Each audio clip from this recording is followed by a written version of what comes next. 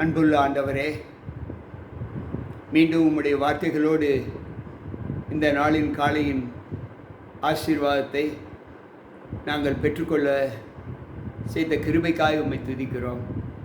எங்கள் ஒவ்வொருவருக்குள்ளும் உம்முடைய கிருபை, உம்முடைய பலத்த வல்லமை தங்கி இருக்கும்படியாக உம்முடைய பாதத்தில் எங்களை தாழ்த்துகிறோம். மீட்பர் இயேசு கிறிஸ்துவின் நாமத்தில் ஜெபிக்கிறேன் நல்ல பிதாவே, ஆமென். அன்பானவர்களே, இன்றைய நிலையில் நாம் தேவ சமூகத்தில் தேவனை துதிக்க, தேவனுடைய வார்த்தைகளை கேட்க வந்திருக்கிற உங்கள் அனைவருக்குள்ளும் தேவ பலன் தங்கியிருக்கும்படியாக நம்ம ஒப்புக் கொடுப்போம். வந்திருக்கின்ற உங்கள் அனைவருக்கும் நம் ஆண்டவரும் இரட்சகருமாய் இருக்கிற இயேசு கிறிஸ்துவின் பரிசுத்த நாமத்தின் காலையின் வாழ்த்துக்களை தெரிவித்துக் கொள்கிறேன். கர்த்தர் நம்மோடு இருப்பாராக. இன்றைய தினத்தில் தியானத்திற்கென்று எடுத்துக்கொள்ளப்பட்ட வேத வசனம்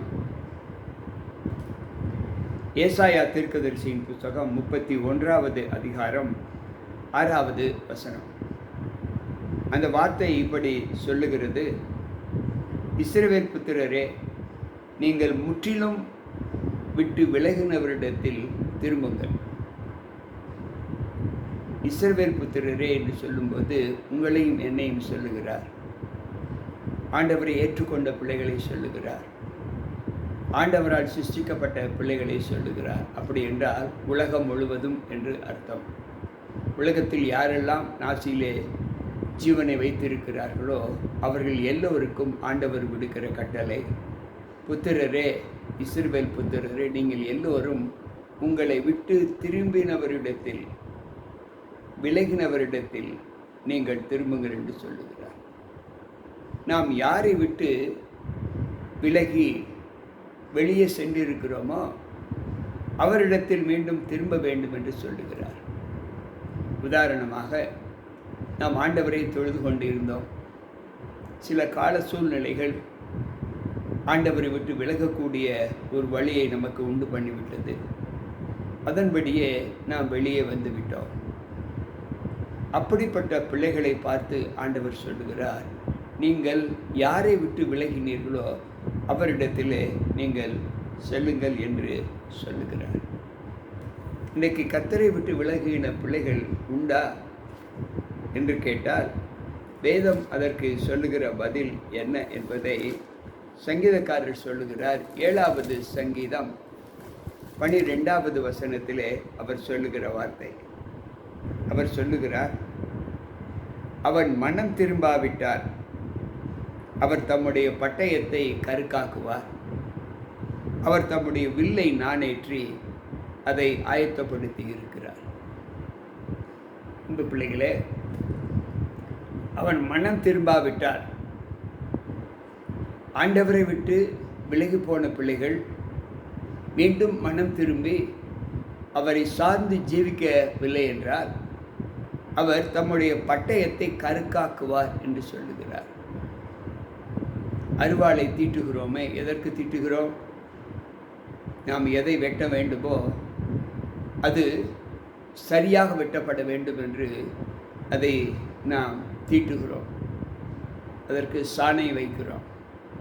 அதே போல நான் மனம் திரும்பாவிட்டால், நான் யாரை விட்டு விலகினேனோ அவரை மீண்டும் நான் அண்டி ஜீவிக்காவிட்டால் அவர் தம்முடைய பட்டயத்தை கருக்காக்குவார் என்று சொல்லுகிறார். பட்டயம் என்பது ஒரு கத்தி, ஒரு அரிவாள், எது வேண்டுமானாலும் வைத்துக் கொள்ளலாம். ஆனால் இந்த இடத்தில் அவர் பட்டயம் என்பது தேவ வசனத்தை சொல்லுகிறார். ஆண்டவர் கொலை செய்கிறவர் அல்ல, அவர் அரிவாள் எடுத்து வெட்டுகிறவர் அல்ல. அவர் ஒரு வார்த்தை சொன்னால் போதும், துன்மார்க்கர்கள், ஆண்டவருக்கு பிரியமற்ற பிள்ளைகள் எல்லோருமே பஷ்பமாகி போய் விடுவார்கள். ஆனால் அவர் கிருபையின் தேவன், நம்மை மீண்டும் அவர் சமூகத்தில் சேர்க்க வேண்டும் என்று விரும்புகிறார். எனவே அவர் சொல்லுகிறார், நான் உங்கள் மனம் திரும்புங்கள். நீங்கள் மனம் திரும்புகிற ஒரு அனுபவத்தை என்னிடத்தில் கொண்டு வாருங்கள். இல்லாவிட்டால் பட்டயம் உங்களுக்கு ஆயத்தமாக்கப்பட்டு இருக்கும். அவர் வில்லை நாணேற்றி அதை ஆயத்தப்படுத்தி வைத்திருக்கிறார். அன்பு பிள்ளைகளே, சற்று யோசிப்போம். ஆண்டவர் சொல்லுகிற வாக்குத்தத்தம் என்ன? ஒவ்வொரு நாள் வாழ்க்கையிலும் நாம் ஆண்டவரோடு நிற்கிற அனுபவங்கள் எப்படிப்பட்டதாய் காணப்படுகிறது என்பதை ஓசியாவின் புஸ்தகம் 9வது அதிகாரம் 9வது வசனத்திலே அவர் சொல்லுகிறார். கிபியாவின் நாட்களில் நடந்தது போல அவர்கள் தங்களை மிகவும் கெடுத்து கொண்டார்கள். அவர்களுடைய அக்கிரமத்தை அவர் நினைப்பார், அவர்களுடைய பாவங்களை விசாரிப்பார். கிபியாவின் நாட்களில் நடந்தது போல அவர்கள் தங்களை மிகவும் கெடுத்து கொண்டார்கள். அவர்களுடைய அக்கிரமத்தை அவர் நினைப்பார், அவர்களுடைய பாவங்களை அவர் விசாரிப்பார். அன்பு பிள்ளைகளே, நம்முடைய தேவன் வம்மம் வைக்கிற தேவனா? நம்முடைய பாவங்களை எப்பொழுதும் நினைத்து கொண்டு அதற்கு தண்டனை கொடுக்க வேண்டும் என்று விரும்புகிற தேவனா? இல்லை.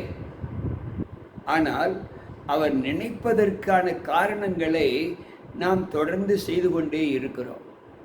ஒரு முறை செய்யலாம், 2 முறை செய்யலாம், 3 முறை செய்யலாம். ஆனால் தொடர்ந்து அவருடைய இருதயத்திற்கேற்ற துக்கத்தை நாம் விளைவித்து கொண்டே இருப்போம் என்றால் ஆண்டவர் அதை குறித்து விசாரிப்பேன் என்று சொல்லுகிறார். அவர் சொல்லுகிறார், அவர் உங்களுடைய அக்கிரமத்தை விசாரிப்பார், உங்களுடைய பாவங்களை நினைத்து பார்ப்பார் என்று சொல்லுகிறார். 32வது சங்கீதம் 2வது வசனத்தை நாம் வாசிப்போம் என்றால் அங்கு ஆண்டவர் சொல்லுகிறார், எவனுடைய பாவங்கள் மன்னிக்கப்பட்டதோ, எவனுடைய அக்கிரமங்களை கர்த்தர் மூடினாரோ அவன் பாக்கியவான். எவனுடைய மீறுதல்களை அவர் நினைக்கவில்லையோ அவன் பாக்கியவான். ஆனால் இந்த இடத்தில் ஆண்டவர் நினைப்பேன் என்று சொல்லுகிறார். அந்த நினைப்பேன் என்று சொல்வதற்கான காரணம் என்ன என்றால், நாம் தொடர்ந்து அக்கிரமங்களை செய்து கொண்டு இருக்கிறோம். அக்கிரமங்களை விட்டு மனம் திரும்பவில்லை என்று அங்கு வேதம் சொல்லுகிறது. ஓசியாவின் புஸ்தகம் 10வது அதிகாரத்தை நாம் வாசிப்போம் என்றால் அங்கு ஆண்டவர் சொல்லுகிற வார்த்தை என்ன? அதே 9வது வசனம், இஸ்ரவேலே, நீ எகிப்தின் நாட்கள் முதல் பாவம் செய்து வந்தாய். கிபியாவிலே அக்கிரமக்காரர் மேல் வந்த யுத்தம் தங்களை கெட்டுவது இல்லை என்று அவர்கள் சொல்லுகிறார்கள். கிபியாவின் நாட்களில் நடந்தது போல நீங்கள் பாவம் செய்து வந்திருக்கிறீர்கள். என்ன பாவம் செய்தார்கள் என்பதை நாம் யோசித்து பார்ப்போம். அன்பு பிள்ளைகளே, அவர்கள் செய்த பாவம் என்ன? சற்று யோசிப்போம். இன்றைக்கு உலக ரீதியாக நம்முடைய வாழ்க்கையில் நாம் கடந்து வந்திருக்கிற நிலை எப்படிப்பட்டதாக இருக்கிறது என்பதை யோசித்து பார்ப்போம். அன்பு பிள்ளைகளே, நீங்களும் நானும் பாவம் செய்கிறோம் என்று சொல்லுகிறார். நம்முடைய மீறுதல்கள், அக்கிரமங்கள் இன்றைக்கு நினைக்கப்படும் என்று சொல்லுகிறார். என்ன அக்கிரமங்கள்? சற்று யோசிப்போம். நியாயாதிபதிகளின் புஸ்தகம் 19வது அதிகாரத்தை நாம் வாசிப்போம் என்றால் அங்கு 22வது வசனம் இப்படி சொல்லுகிறது, அவர்கள் மனமகிழ்ச்சியாய் இருக்கிற போது இதோ பேலியாளின் மக்களாகிய அந்த ஊர் மனுஷரில் சிலர் அந்த வீட்டை சூழ்ந்து கொண்டு கதவை தட்டி, உன் வீட்டிலே வந்த அந்த மனுஷரை அறியும்படிக்கு வெளியே கொண்டு வா என்று வீட்டுக்காரனாகிய அந்த கிழவனோடே சொன்னார்கள். அன்பு பிள்ளைகளே, சற்று யோசிப்போம். ஒரு மனிதனுக்கு அடைக்கலம் கொடுக்கிற ஒரு மகன்,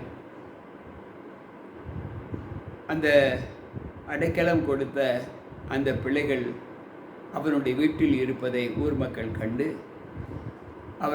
அவர்களை வெளியே அழைத்து வா, அவர்களை நாங்கள் அறிய வேண்டும் என்றால் அவர்களோடு இணைய வேண்டும், சேர வேண்டும் என்று. என்ன ஒரு அக்கிரமம் என்றால், மனிதனை மனிதன் அறிந்து கொள்வது. இது எவ்வளவு பெரிய பாவம் என்று வேதம் சொல்லுகிறது. சோதம் குமரோ பட்டணம் அழிவதற்கு ஒரே ஒரு காரணம், ஓரின சேர்க்கை. அன்பு பிள்ளைகளை, இன்றைக்கு இந்த சட்டம் இந்த உலகத்தில் எப்படி பரவி வருகிறது? ஆண் ஆணோடு சேரலாம், பெண் பெண்ணோடு வாழலாம், இருவரும் திருமண பந்தத்தில் தங்களை ஒப்பு கொடுக்கலாம்.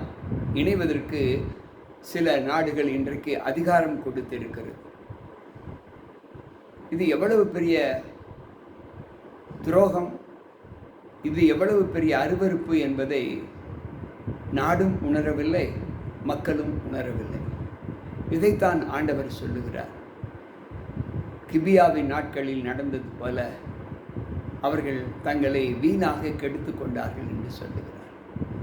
அப்படிப்பட்ட செய்கைகளை உடைய பிள்ளைகளுடைய அக்கிரமங்களையும் பாவங்களையும் நான் விசாரிப்பேன், நினைப்பேன் என்று சொல்லுகிறார். அன்பு பிள்ளைகளே, ஆண்டவர் சொல்லுகிற வார்த்தை எரேமியா 4:1 சொல்லுகிறது, நீங்கள் திரும்புகிறதற்கு மனதாய் இருந்தால் என்னிடத்தில் திரும்புங்கள், அப்பொழுது நீங்கள் இனி அலைந்து தெரிய மாட்டீர்கள் என்று சொல்லுகிறார். கேட்டுக்கொண்டிருக்கிற அன்பான தேவ பிள்ளைகளே, நாம் செய்த தவறுகள் மன்னிக்கப்பட வேண்டும். நாம் செய்த பாவங்கள் தேவனுடைய சமூகத்தில் நினைவுக்கு வராமல் மறக்கப்பட வேண்டும் என்று விரும்பினால் ஆண்டவர் சொல்லுகிறார், என்னிடத்தில் திரும்ப. நீ யாரை விட்டு நீ பாவத்தில் ஈடுபடுகிறாயோ அவரை நீ விட்டுவிடாமல் மீண்டும் அவரிடத்தில் செல்ல வேண்டும் என்று விரும்புகிறார். இன்றைக்கு நம்முடைய உடன் பிறவாத பிள்ளைகள், நாம் பார்க்கிற மக்கள், நம்முடைய உற்றார் உறவினர்கள் இப்படிப்பட்ட பாவங்களுக்கு தங்களை ஒப்புக் கொடுக்கிற சூழ்நிலையை நாம் பார்த்தால் அவர்களுக்கு ஆலோசனை சொல்ல தேவன் உங்களையும் என்னையும் அழைத்திருக்கிறார். எனக்கு பிரியமான தேவ பிள்ளைகளே, உங்களுடைய பாவங்களை, உங்களுடைய மீறுதல்களை சமுத்திரத்தின் ஆழத்திலே போட்டு உங்களை மன்னித்து விடுவேன் என்று சொல்லுகிறாரே, அதே ஆண்டவர் மீண்டும் பீரிட்டு சொல்லுகிற வார்த்தை, நான் அவருடைய அக்கிரமங்களையும் பாவங்களையும் நினைப்பேன், அவர்களை விசாரிப்பேன் என்று சொல்லுகிறார். கேட்டுக்கொண்டிருக்கிற அன்பான தேவ பிள்ளைகளே, இந்த உணர்வுகளை நாம் கடந்து எந்தவித பாவங்களாக இருந்தாலும் சரி, எந்தவித தவறுகளாக இருந்தாலும் சரி, ஆவியானவர் எனக்குள் பேசினால், நீ தவறு செய்து விட்டாய் என்று எனக்குள் பேசினால், அந்த தவற்றை விட்டு நாம் மீண்டும் தேவ சமூகத்தில் சேர வேண்டும். அப்படி என்றால் நாம் தவறு செய்யும்போது தேவன் நம்மை விட்டு விலகி விடுவார், அல்லது தேவனை விட்டு நாம் விலகி சென்று விடுவோம் என்றுதான் இந்த வசனம் நமக்கு கற்றுக் கொடுக்கிறது. அதைத்தான் இஸ்ரவேலரே, நீங்கள் உங்களை விட்டு விலகினவரிடத்தில் நீங்கள் திரும்புங்கள், உங்கள் தவறுகள் மன்னிக்கப்படும். எவ்வளவு பெரிய பாவமாக இருந்தாலும் அதை மன்னிப்பேன் என்று சொல்லுகிறார். ஆனால் ஒன்று, நீங்கள் திரும்ப வேண்டும். திரும்புவோமா?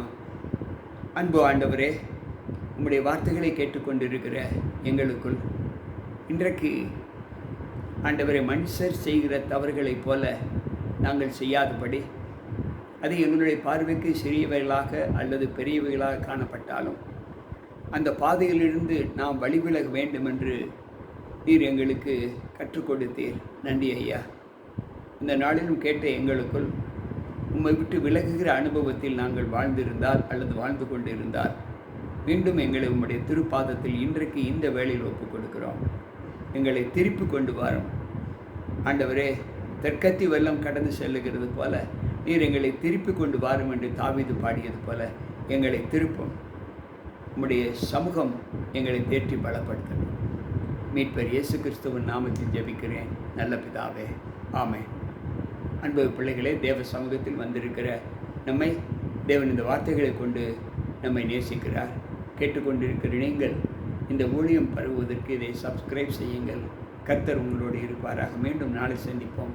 உங்கள் பதுகர் ஜி.கே. ராபர்ட்.